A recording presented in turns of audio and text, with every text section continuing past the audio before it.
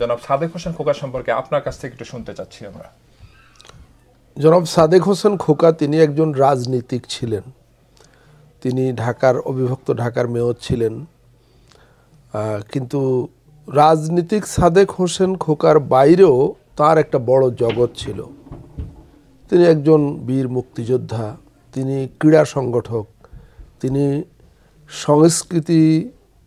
সাংস্কৃতিক কর্মকাণ্ডের একজন পৃষ্ঠপোষক এবং অত্যন্ত সচেতন একজন সমাজকর্মী তাকে বলতে হবে। তিনি এমন ধরনের একজন বহুমাত্রিক মানুষ ছিলেন, বিশেষত আমাদের রাজনৈতিক ক্ষেত্রে তার মতো এত বহুমাত্রিক মানুষ খুব বিরল। আমি পাইনি, সত্যি কথা বলতে আমি তার মতো আর কাউকে পাইনি। তার হয়তো মানুষ হিসাবে অনেক ক্ষেত্রে অনেক সীমাবদ্ধতাও ছিল, এতে কোনো সন্দেহ নেই, আমাদের প্রত্যেকেরই আছে। কিন্তু তা সত্ত্বেও বাংলাদেশের রাজনৈতিক অঙ্গনে সাদেক হোসেন খোকার তার প্যারালালে অন্য কাউকে আমি খুঁজে পাই না। তিনি নিখাদ দেশপ্রেমিক ছিলেন, একজন বীর মুক্তিযোদ্ধা ছিলেন, ছাত্র জীবন হাতের মুঠোয় নিয়ে মুক্তিযুদ্ধে গিয়েছিলেন এবং পরবর্তীকালে তিনি দলীয় রাজনীতিতে যুক্ত হবার আগে, মুক্তিযুদ্ধের পরে থেকে দলীয় রাজনীতিতে যুক্ত হবার আগে একটা লম্বা সময় তিনি দলীয় রাজনীতি ছাড়াই কিন্তু নির্বাচন করে কমিশনার হয়েছিলেন ঢাকা সিটি কর্পোরেশনের এবং ক্রীড়া সংগঠক ছিলেন। তিনি মুক্তিযোদ্ধা সংসদের প্রতিষ্ঠাকালীন প্রতিষ্ঠাতাদের একজন। তো সেই সাদেক হোসেন খোকা বাংলাদেশের রাজনৈতিক ক্ষেত্রে আমার সঙ্গে তার সম্পর্কটা একেবারেই ব্যক্তিগত পর্যায়ের ছিল।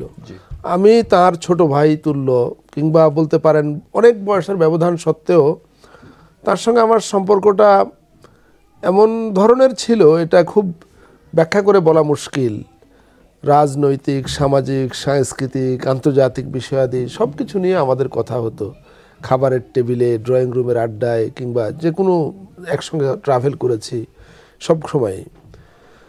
তিনি ম্যাচিউরড, যে একটা কথা আছে ম্যাচিউরিটি, বাংলাদেশের রাজনৈতিক ক্ষেত্রে তার মতো ম্যাচিউরড বা পলিটিক্যাল ম্যাচিউরিটি খুব রেয়ার, খুব কম লোকের মধ্যে থাকে এটা। পরিমিতিবোধ, অন্যের উপকারের চিন্তা, তার দ্বারা কখনো যাতে অন্যের ক্ষতি না হয় এরকম চিন্তা বাংলাদেশের রাজনীতিতে সত্যিকার অর্থে বিরল, কিন্তু তিনি করতেন এটা।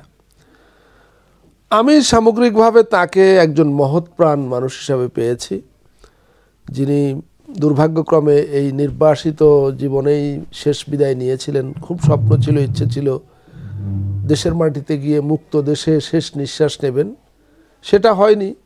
কিন্তু তার একেবারে শেষ ইচ্ছা যে দেশের মাটিতে গিয়ে সমাহিত হওয়া, সেটা তিনি হয়েছেন।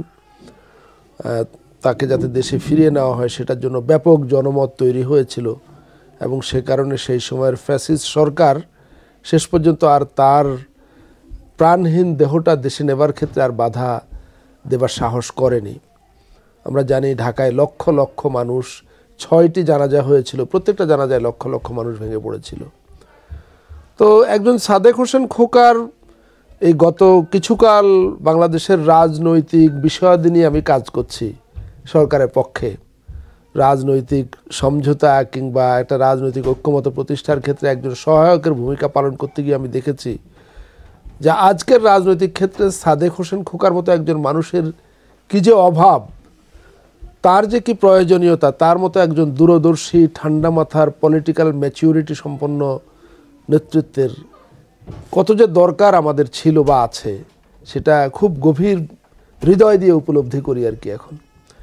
তো এই উপলব্ধি, এটা তার এই শূন্যতা রয়েছে, আছে, আমরা অনুভব করি প্রতি মুহূর্তেই তার অনুপস্থিতি, তার না থাকা। তার জন্য দোয়া করি আল্লাহর কাছে। এই জি, আর আপনি যেমনটা বলছিলেন যে বাংলাদেশে প্রায় 6টি অনেক বড় বড় লক্ষ লক্ষ মানুষ উপস্থিত হয়েছিল ওনার জানাজাতে, এবং নিউ ইয়র্কে আমরা দেখেছিলাম যে 2019-এ যখন উনি এখানে শেষ নিঃশ্বাস ত্যাগ করেন, আমার কাছে মনে হচ্ছে যে, এবং আমাদের মিডিয়া কর্মী যারা আমরা কাজ করি যুক্তরাষ্ট্রের মাটিতে দেখেছি, এত বড় জানাজা কখনোই বাংলাদেশে কোনো রাজনীতিবিদদেরকে নিয়ে হয় নাই, তো সেই জানাজাতে ওখানে হাজার হাজার মানুষ। হ্যাঁ, নিউ ইয়র্কে জানাজায় আমি ছিলাম, সেখানে মানে নিউ ইয়র্কে কোনো বাংলাদেশির এত বড় জানাজা হয় না আমরা জানি, সেটা হয়েছিল এবং বাংলাদেশেও তাই হয়েছিল। মানে 6টি জানাজা ঢাকা শহরের বিভিন্ন জায়গায়, জাতীয় সংসদের দক্ষিণ প্লাজা থেকে শুরু করে দল মত নির্বিশেষে সবাই এসেছিলেন। তার একটা অন্যরকম গ্রহণযোগ্যতা ছিল সবার কাছে সর্বস্তরে, এবং সেটা তার মৃত্যুর মধ্য দিয়ে বিদায় লগ্নে তিনি আবারও সেটার প্রমাণ রেখে গেছেন যে তার যে সর্বব্যাপী গ্রহণযোগ্যতা এবং মানুষের সেই ভালোবাসা নিয়েই তিনি বিদায় নিয়েছেন। এটা আবার খুব কম মানুষের ভাগ্যে জোটে। বিদায় বেলায় এত মানুষের নিখাদ ভালোবাসা, এটা খুব কম। সেই দিক থেকে জনাব সাদেক হোসেন খোকা তিনি অত্যন্ত ভাগ্যবান মানুষ, তাকে বলতে হবে যে তিনি মানুষের ভালোবাসার মধ্য দিয়ে বিদায় নিয়েছেন এবং মানুষ তাকে মনে রেখেছে, এখনও মনে করে তার কথা, বিভিন্ন উপলক্ষে তাকে রেফার করে, তার স্মৃতিচারণ করে। আমি আবারও বলি, তার সঙ্গে আমার সম্পর্কটা কোনো রাজনৈতিক সম্পর্ক না, একেবারেই নিখাদ ব্যক্তিগত সম্পর্ক। তিনি আমাকে, পারিবারিক তো বটেই, তিনি আমাকে অসম্ভব পছন্দ করতেন, ট্রাস্ট করতেন, ভরসা করতেন। একইভাবে আমিও তাকে দেখা যাচ্ছে কোনো একটা বিষয়ে পরামর্শ করবার জন্য মানে চারিদিকে আর কাউকে পাই না, কিন্তু নিশ্চিন্ত নির্ভরতায় যে কোনো হতাশার বিষয়ে কিংবা যে কোনো সমস্যার বিষয়ে তার সঙ্গে আলাপ করলে একটা খুব সহজ সমাধান হয়তো বেরিয়ে আসতো। তিনি খুব গভীর চিন্তাশীল মানুষ ছিলেন এবং হুটহাট কোনো কথা বলতেন না। কোনো বিষয়ে কেউ জানতে চাইলে খুব ঠান্ডা মাথায় চিন্তা ভাবনা করে ধীরে সুস্থে সেটা রেসপন্ড করতেন, এবং এরকম মানুষ খুব বিরল। আবারও বলি, এরকম মানুষ খুব বিরল।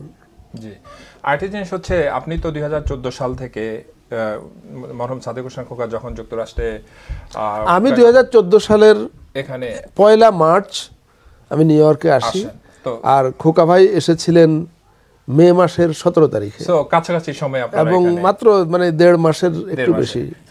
এবং আসার পর থেকে আমি তাকে এয়ারপোর্টে রিসিভ করি। তিনি সিঙ্গাপুরে যখন তার ক্যান্সার ডায়াগনোসিস হলো, সিঙ্গাপুর থেকে তিনি আমাকে ফোন করলেন যে আমি তো আসবো। তারপরে আমি বললাম আসেন তাড়াতাড়ি। পরে তিনি ঢাকায় গেলেন, ঢাকা থেকে আমেরিকায় আসবেন, কিন্তু তার ইমিগ্রেশন আটকায় দিল, আসতে পারলেন না।